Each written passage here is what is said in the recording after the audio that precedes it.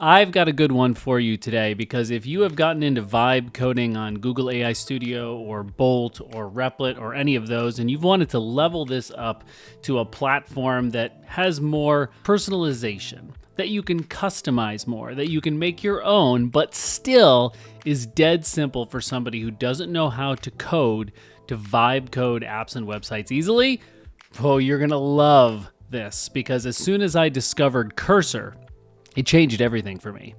And today, I don't want to go into super advanced stuff. What we're going to do today is I'm going to walk you through creating your first project in Cursor and show you around how it works. Because I looked online when I tried to do this at the beginning, and there are no great videos on this. I'm going to assume you don't know hardly anything about coding at all, and you may even be relatively new to vibe coding, but you've heard about Cursor. I want to show you in this video exactly what Cursor is all about, how to use it, and how to get set up quickly. So let's dive right in. Okay, so when you first open up Cursor, this is what you're going to see, but this is actually not the first thing that you want to do. The first thing that you want to do is install Node.js, and this is going to help you bring everything to life. I'm not going to get into the specifics of what this is or how it works or anything like that, but you have to have Node.js installed on your computer to run the commands that you need to run. So you're just going to simply go to nodejs.org/nodejs here,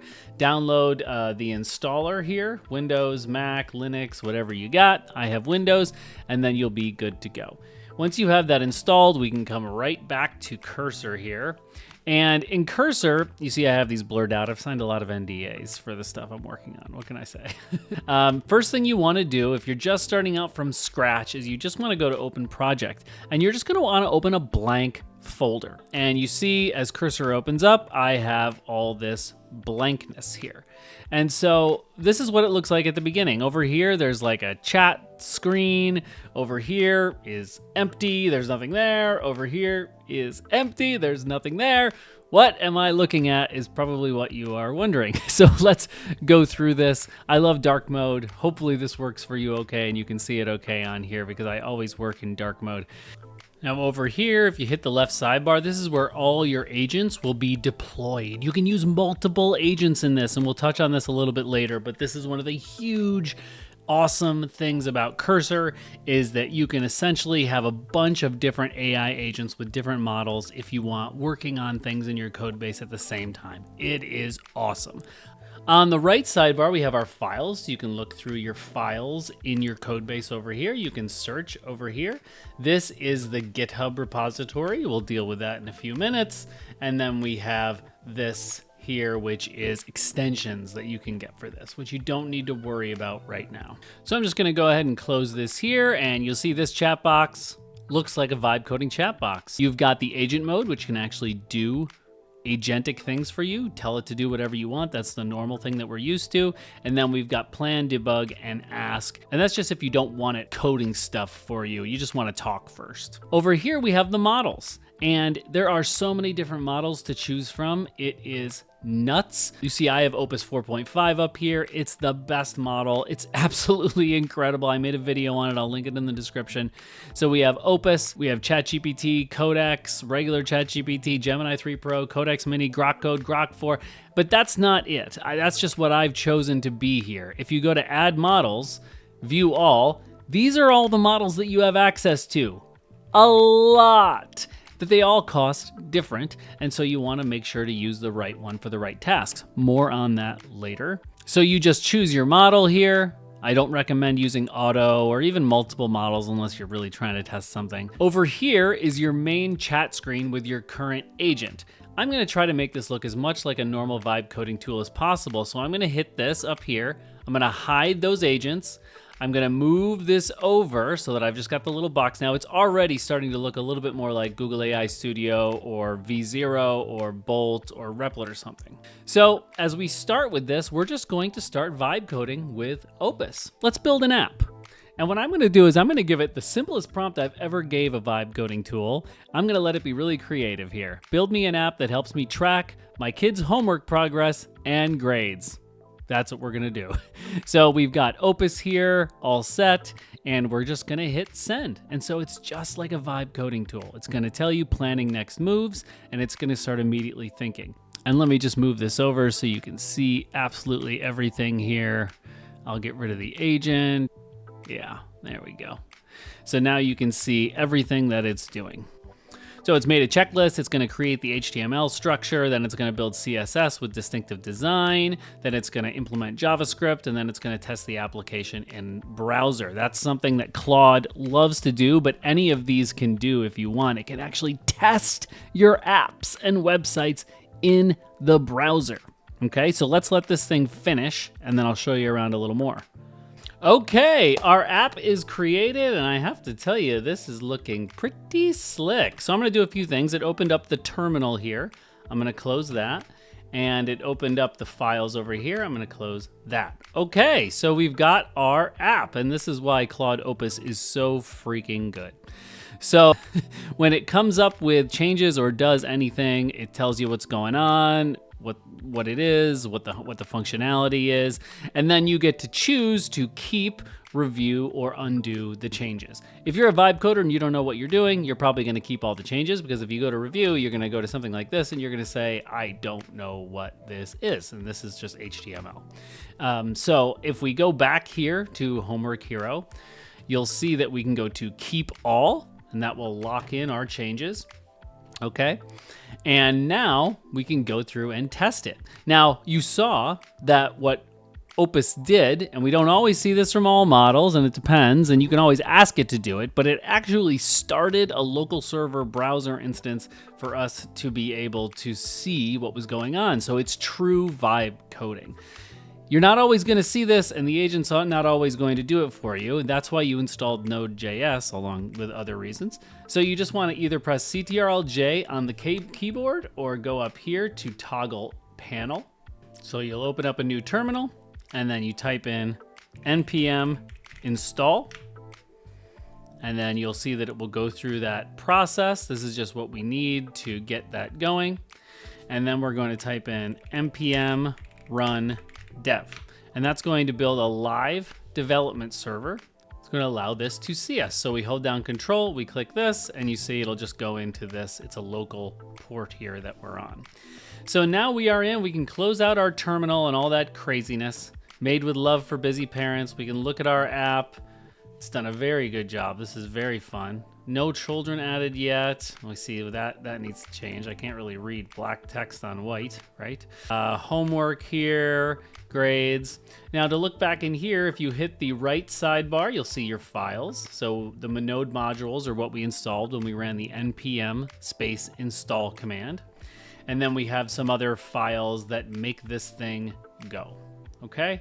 They make everything go. For the most part, it has written this app in pure HTML with CSS. For the most part, it is largely driven by this, but there's some other stuff going on as well. This is the CSS, this is the index. But you don't have to worry about that stuff right now.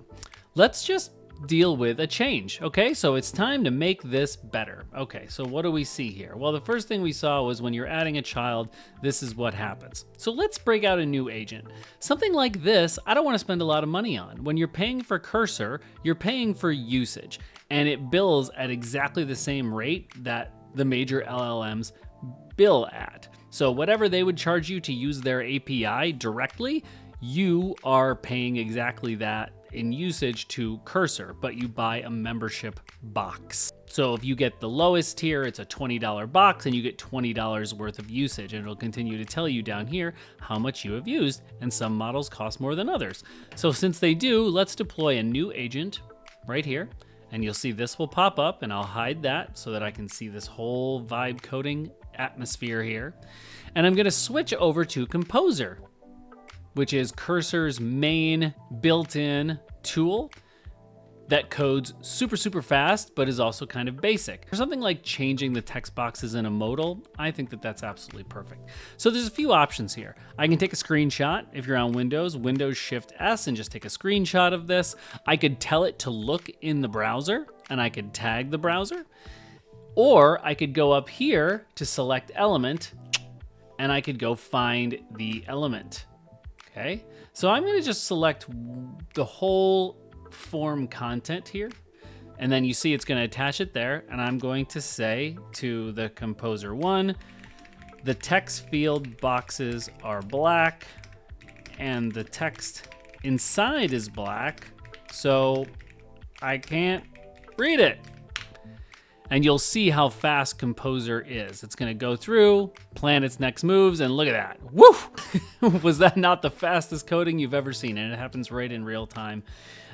This works definitely better than you would see in the vibe coding platforms. They wait until all the changes are made and then it reloads. This just happens in real time. If you need to reload it, you just go to reload. It will reload the app just to make sure that your stuff is there. You can also click the 3 dots and go to hard reload. So here's our dashboard. We have my kids. Now we can add a child, Samantha. She's in 4th grade. School name is Freeze. I don't know. This is not my real... I don't have a daughter. I only have sons. Okay, that's her avatar. English, history. Okay, so I'm gonna add child. So Samantha is here. Wonderful. Opus did a fantastic job with this app. Then we add homework. Select the child. We assign to Samantha. English, assignment title. Chapter 5 review. Description. Due date, we'll make that tomorrow. High priority, Samantha. And now it shows up there and it's created a little thing for us. So this is interesting. And this is a change status button. This is a delete button and it says that it is pending. So let me click change status. Oh, goes right to in progress and then to complete it. And then very nice. You can filter, have different statuses there. This is great out of the box, to be honest with you. You almost don't need to do anything else. And yeah, grades and performance there, and it'll probably show a dashboard. This is already looking really, really slick. So down here, you see this. This means I've used 1.9% of my context window, which means I've used about 15% of what this chat is gonna be able to remember here with the Composer, because each of these models have different context windows and you can hover over them and read them. And if you go to cursor pricing, you can see how much each of them costs so that you know which one to get. Sometimes you need high reasoning effort, use Opus. You know, if there needs to be a lot of troubleshooting on it. You just want a button to be changed from green to blue, pick Composer. There's all sorts of options, and then there's all sorts of stuff in between that you can use as well. Gemini 3 Pro is obviously fantastic and nowhere near as expensive as Opus 4.5. That's a great contender. You can use the GPT Codex ones, especially the lighter weight ones like Codex Mini. They make a lot of sense for lighter weight tasks, as well as Grok Code, Grok 4. I haven't tried coding with Grok. Got a video coming out on that soon. So you've basically got it here. You now can vibe code in Cursor with as many of these as you want. And let me show you how to do these multi-agent things. So let's just say I want to add a favicon, so the thing that's in the browser bar. So I'll have the Composer add a favicon, okay? And then I got another change that I want to make. Make the sidebar slick charcoal.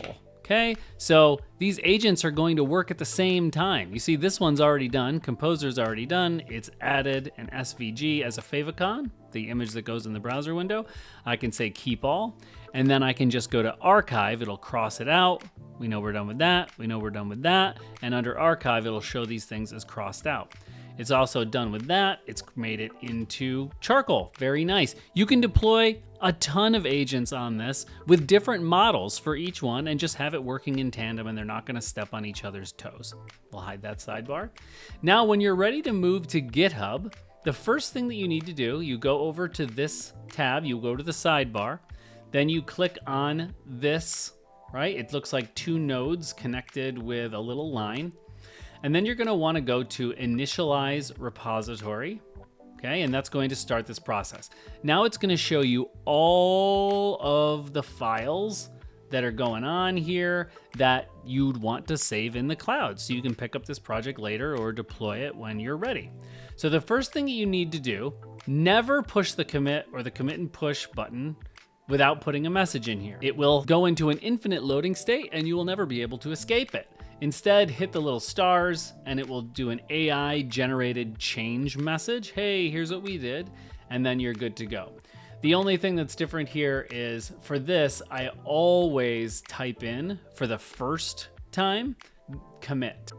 So I'll say initial commit.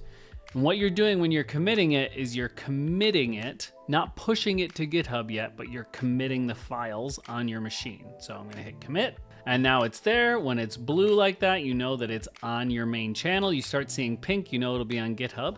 Now, if you have a GitHub account, you're gonna log in and hook it up to Cursor. You go to publish branch and it will put it up here, okay? Publish to GitHub private repository, and it automatically knows. If you're not logged in, it's gonna ask you to log in up here, so you're good there. And you just say publish to GitHub private repository, and it already put the folder name on it that I put in, and I'm just gonna hit test.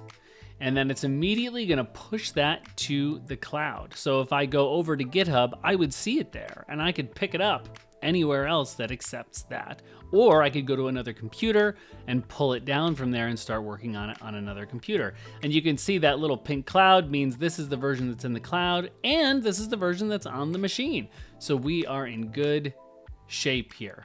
Now, if you're working on just an index.html file, you're not going to see all of those files there. If it's just one static website, you may just see an index.html. It'll open up a browser window. It's just locally on your machine, and then you'll be good to go. But anytime that you're building apps, you're gonna have to run that npm command to npm install and then npm run dev to be able to run a local development server to host this. And all you really need to remember about that is that makes you see it while you're editing it.